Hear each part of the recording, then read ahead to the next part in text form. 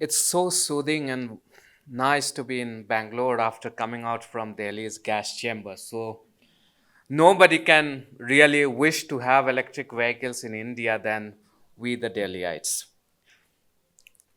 A very warm welcome to e-mobility convention. This is the second chapter of the convention.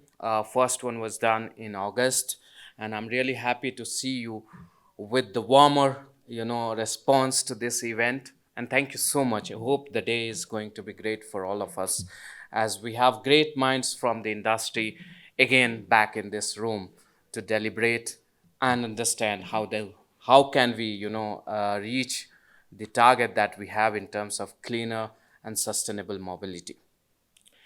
The world today is moving towards rapid urbanization with living conditions evolving at a similar rapid pace, while private and public organizations alike are powering the change in the current scenario. The challenge today is to find ways to harness new technologies to sustain the momentum. Keeping this in mind, transformation in terms of energy and mobility solutions in the automotive industry is of prime importance to ensure that cities are well prepared for future innovation. Electric vehicle is of course going to be one of the mainstream mobility solutions that we would look for in future. It is predicted by 2030, one third of the new automobile sales will be coming from electric mobility, and two-wheeler, three-wheelers are going to play one of the major roles. That's what we have seen the trend is so far. However, sooner or later, passenger vehicle and buses and trucks are also going to catch up. According to Niti Aayog, it was seen that by 2022, 25% of two-wheeler and 50% of three-wheelers will be electrified. However, this number looks crazy, a bit huge. We don't know how are we going to achieve, but we have the stakeholders. We have to see their strength and readiness for this. That's what we'll discuss towards the end of the evening.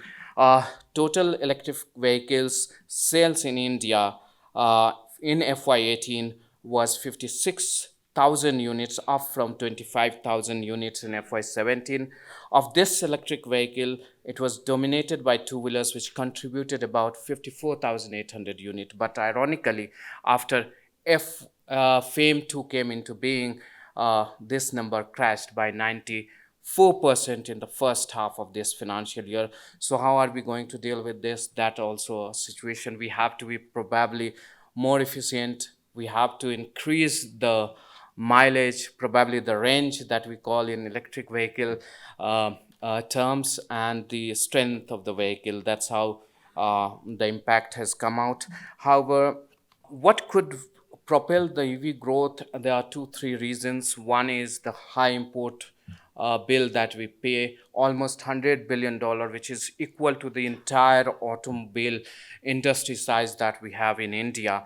Apart from that, the pollution levels that is always reaching to a new record high, which has become almost dangerous for all of us. We have about 15 of the world top 20 cities, most polluted cities in India. So I don't think any other country more than India requires to have sustainable and cleaner vehicles than India.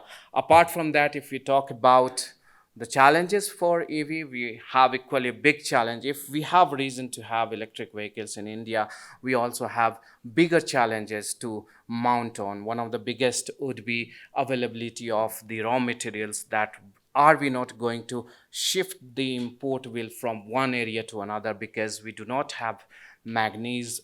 We have probably a little bit of manganese. We don't have much of the material like nickel, cobalt. We don't have lithium. So how are we going to deal with that? Or are there some other chemistry that could be, a viable option for India, sulfur ion or whatever we talk about? Or is there fuel cell that is going to play a grander role? That's what we have to talk about. We also have to talk about the alternate fuels, that natural gas fuels and all. We have seen that recently Delhi has said that a number of buses will be in natural gas also. Not only this, that availability of raw material resources are only challenge. Availability of technology know-how is also a big question here. In terms of policy also, if we talk about electric vehicle policy, we have seen many states have come up. Karnataka has been one of the earliest states or most promising states which has, and probably Bangalore city is one of the cities where we have highest penetration of charging infrastructure plus electric vehicles, thanks to the few players. One of them is already sitting here. On this note, I would like to welcome all our speakers, guests, and delegates to this great event. Hope we have a lot of food for thought after we culminate this event. Thank you so much for being here at ET Auto E-Mobility Convention. And thank you, Robert Shaw, for helping us put together this event. Thank you so much once again.